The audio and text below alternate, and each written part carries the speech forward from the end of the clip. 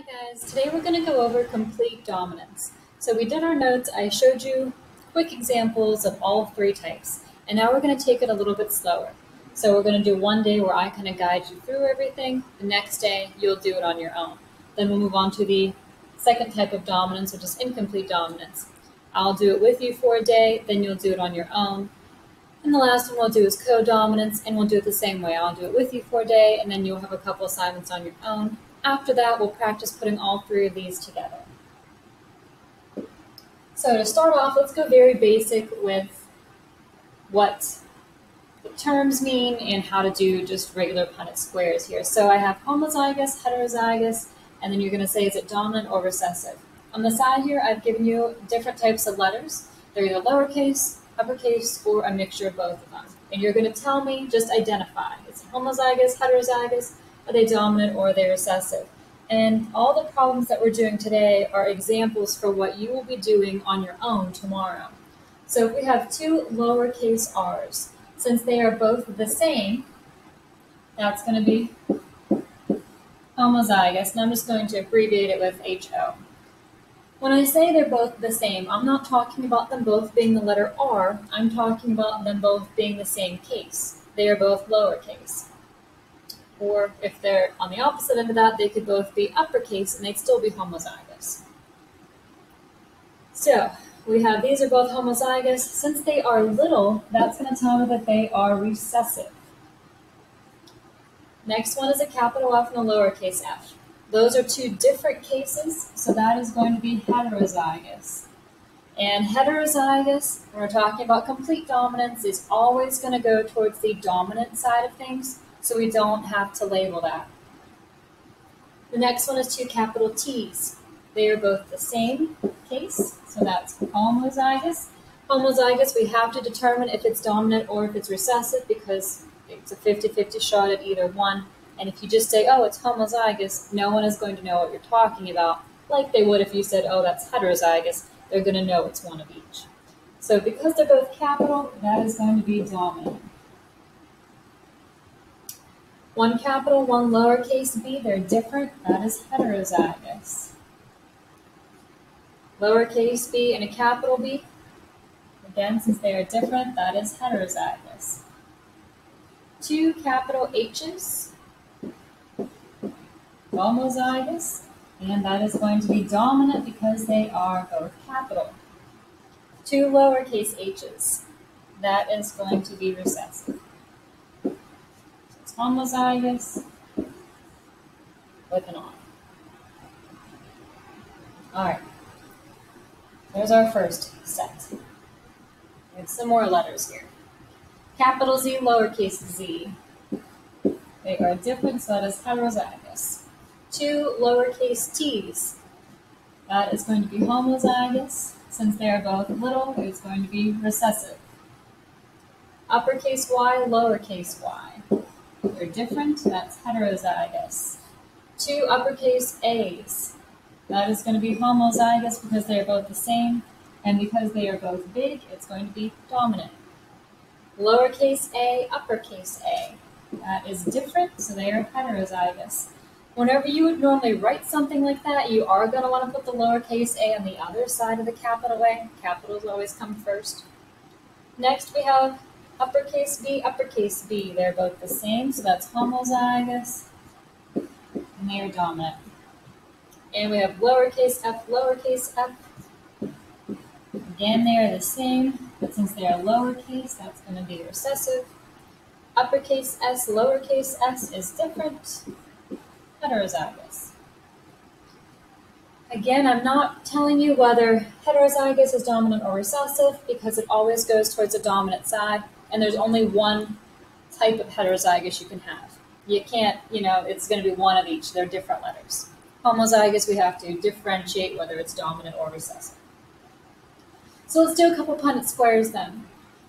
So up here I'm telling you that capital T is for big ears, little t is for little ears. And this is going to be my cross.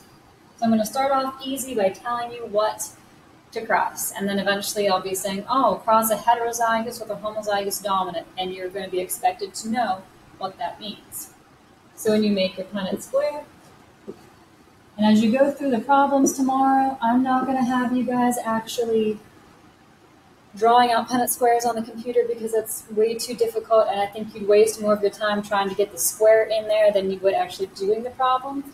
So I would suggest that you keep a piece of paper handy. You can do your work on there, and you'll just answer the questions. I'm just asking you for genotypic and phenotypic ratio, and I'll explain that tomorrow.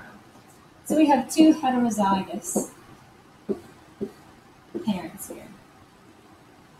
You're going to move your letters down and across, and you should end up with 2 letters in each block.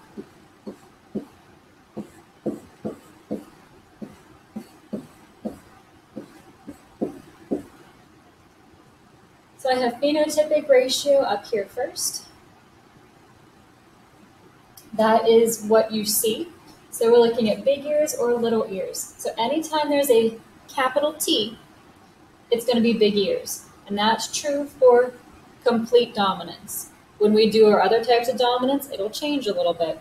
But for today and for tomorrow, capital T is going to give you big ears. In order to have little ears, you need to have 2 lowercase t's. So this one has big ears, this one has big ears, and this one has big ears because they have at least 1 capital T.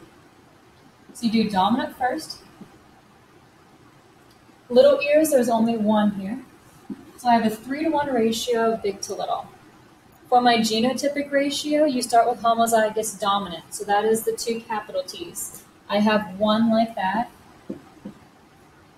You do heterozygous next. I have 2 that are heterozygous. And you do homozygous recessive third. I have 1 of those. So I have a 1 to 2-to-1 ratio for this particular problem. Now the probability of getting it, you can express that as a percentage. So if I were to do my genotypic ratio, they have a 25% chance of getting, let's not do it like that. Because you're not normally going to talk about genotypes. You're going to talk about what you can see. So we'll use our phenotypic ratio. They have a 75% chance of having a child that has big ears, and they have a 25% chance of having a child that has little ears. When you do your probabilities, I told you earlier in the notes, it's either going to be 0, 25, 50, 75, or 100. Each block, because there's 4 blocks, represents 25%. So if you have 1 block with that particular trait, that's 25%. If you have 2 blocks, that's 50%. 3 blocks is 75%, all 4 blocks is 100%, and if none of the blocks have that particular trait, well then it's going to be 0%, right? Okay, for our next problem here.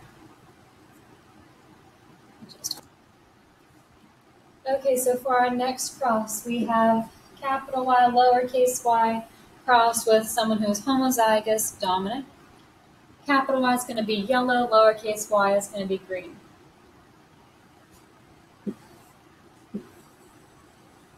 And this paper is available for you on a PDF so that you can see maybe a little bit better what I'm crossing here.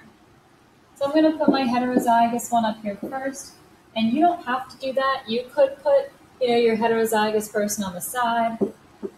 It's just important that you keep both of those letters together. So you don't want to be mixing your parents. All right. You want 2 letters in each block.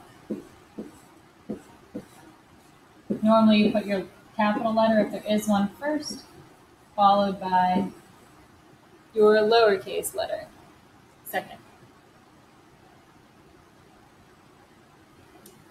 Genotypic ratio, we start with homozygous dominant, so that's 2 capitals. I have 2 of those. Heterozygous, I also have 2 of those. And I don't have any that are homozygous recessive. For my phenotypic ratio, we're looking at color. So yellow versus green, as long as there's 1 capital Y, it's going to be yellow. So this one's definitely yellow, this one's definitely yellow. This one has a capital and that one has a capital. So I am going to have a 4-to-0 ratio. My probability is 100% yellow.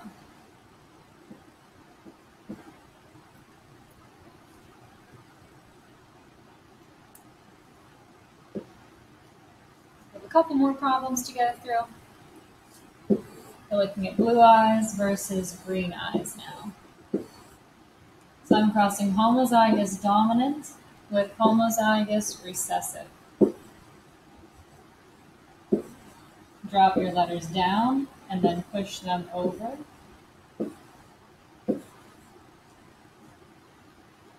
I don't have any that are homozygous dominant, but I have 4 that are heterozygous, so that means none are homozygous recessive.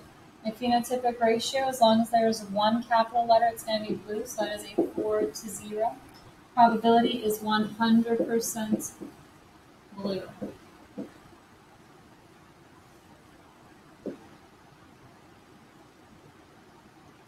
Colored nails versus clear nails.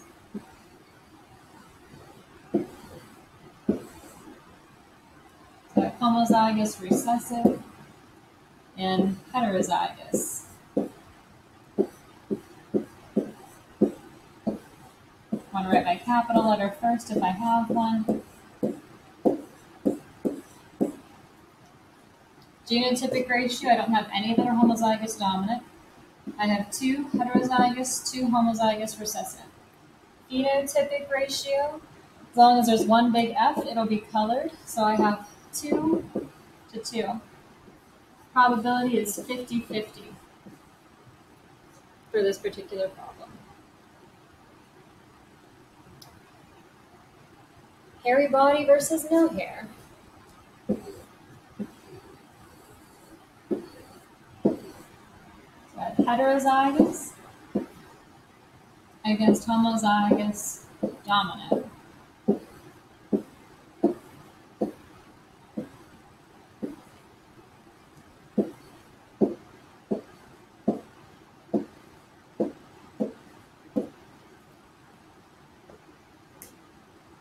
Okay, we start with homozygous dominant. I have 2 of those.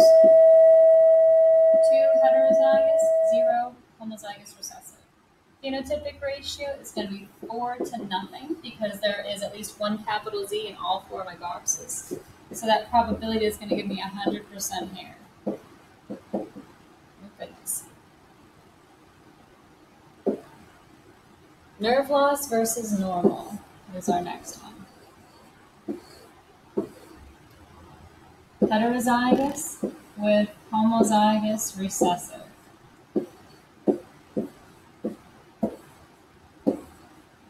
Push your letters over. None that are homozygous dominant, 2 heterozygous, 2 recessive.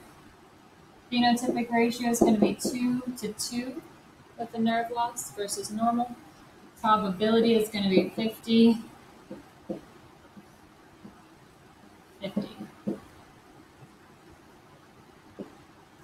And that is it as far as our review goes for today. Alrighty, tomorrow we will do our assignment.